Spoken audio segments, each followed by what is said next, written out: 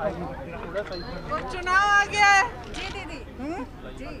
और चुनाव के साथ बहुत बाहरी लोग भी आ गए आपके क्षेत्र में। आप यहाँ पे झूठ फैलाने और लंबी लंबी कहानियां बता रहे हैं कि राहुल जी यहाँ आते नहीं। आपको मालूम है कि आप फुर्सतगंज के सामने रहते हो, आपको मालूम है कितनी बार राहुल जी आए? बहुत बार मिले हैं यहाँ के जैसे। आपको मालूम है कि कितना घूमते हैं? जी बिल्कुल। आपको मालूम है कि किस के दिल में अमेठी है और किस के नहीं है? जी जी जी। यहाँ पे सबसे अजीब बात तो मुझे ये लगी कि ये स्मृति ईरानी जी यहाँ आई और उन्होंने जूते बांटे, जूते बांटे लोगों को, ये कहने के लिए कि इनके पास जूते भी नहीं है पहनने के। ये सोच रही है कि राहुल जी का अपमान कर रही हैं। ये कर रही है अमेठी की जनता का अपमान। जी हम लोग का हो रहा है। अमेठी की जनता ने कभी किसी से भीख नहीं मांगी है, कभी किसी से भीख नहीं मांगी है। अमेठी और रायबरेली की जनता ने कभी किसी से भीख नहीं मांगी। जो आया है उनके सामने आदर के साथ आया है, जो खड़ा है उनके सामने प्रेम के साथ खड़ा है। जो उनके सामने आता है उसको पूरा एहसास है, मेरे परिवार के एक एक सदस्य को पूरा एहसास है कि आप हैं बनाने वाले, कि जो सत्ता है वो आपने दी है, प्रेम आपने दिया है, हमें नेता बनाने वाले आप हैं।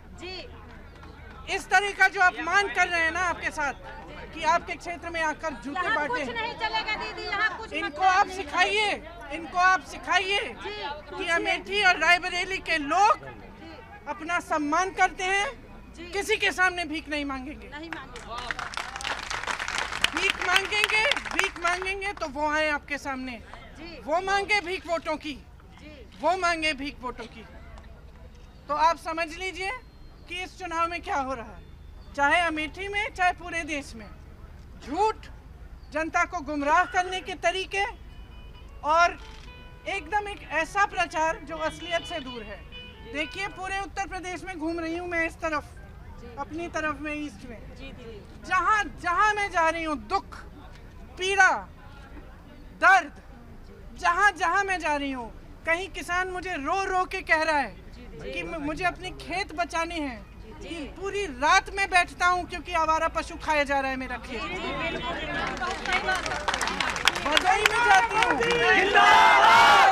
भदोई में गई, वहाँ कालीन वाले बुनकर बताने लगे कि जीएसटी की वजह से इतनी मार है उन पे, इतनी पीड़ा में है, छोटे छोटे तमाम उद्योग बंद हो गए, दुकानदार पीड़ित, नौजवान सड़क, हर चौराहे पे मिलता है मुझे, हर चौराहे पे नौजवान मिलता है। एक ऐसा नहीं मिलता जो कहता है कि इन 5 सालों में मुझे रोजगार मिला, मैं खुश हूँ। कितने रोजगार घटे आपको मालूम है कि 50 लाख रोजगार घटे हैं। उन्हीं लोगों ने घटाए हैं जिन्होंने आपसे कहा था कि 2 करोड़ रोजगार हर साल बना के देंगे आपको। तो सोच लीजिए। और यहाँ अमेठी की जनता में बहुत विवेक है, आप सब समझते हैं। आप जानते हैं कि फूड पार्क कौन लगाने जा रहा था यहाँ, आप जानते हैं कि ITI, आप सब कुछ जानते हैं कि कौन कौन सी चीज़ें यहाँ लगनी थी और क्या क्या इन्होंने बंद किया। अरे इनका क्या, ये गाड़ी में एक दिन जा रहे थे, इन्होंने इश्तिहार देख लिया, राहुल गांधी जी का चेहरा था और लिखा था केंद्रीय विद्यालय खुल रहा है। इश्तिहार देख के राहुल गांधी का चेहरा देख के बंद कर दिया। क्या मतलब है? या तो आप जनता से प्रेम करते हो, जनता का विकास चाहते हो तो विकास करो, आपको क्या मतलब है कौन कर रहा है? रुकवाने की क्या ज़रूरत है?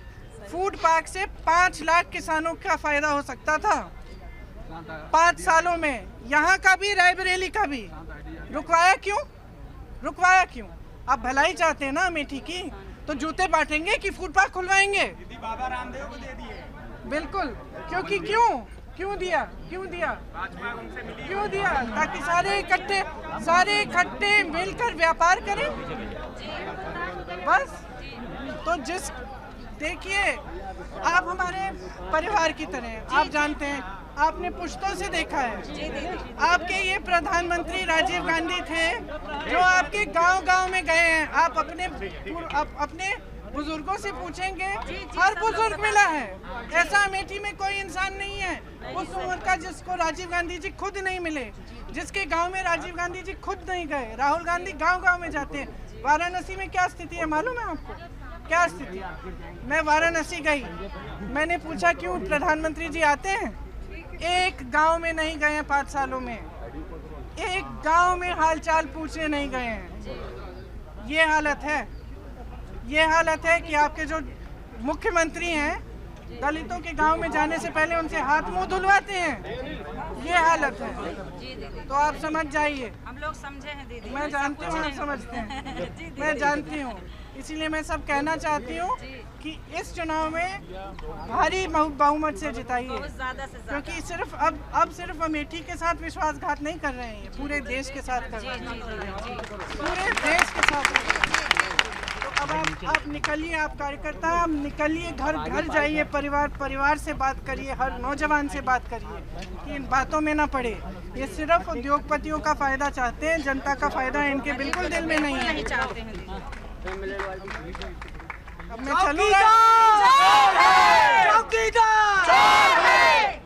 अब मैं रायबरेली चलूं? मैडम आज राहुल कल आऊंगी वापस। मैम आज राहुल जी का जो नॉमिनेशन था वो वैलिड किया गया।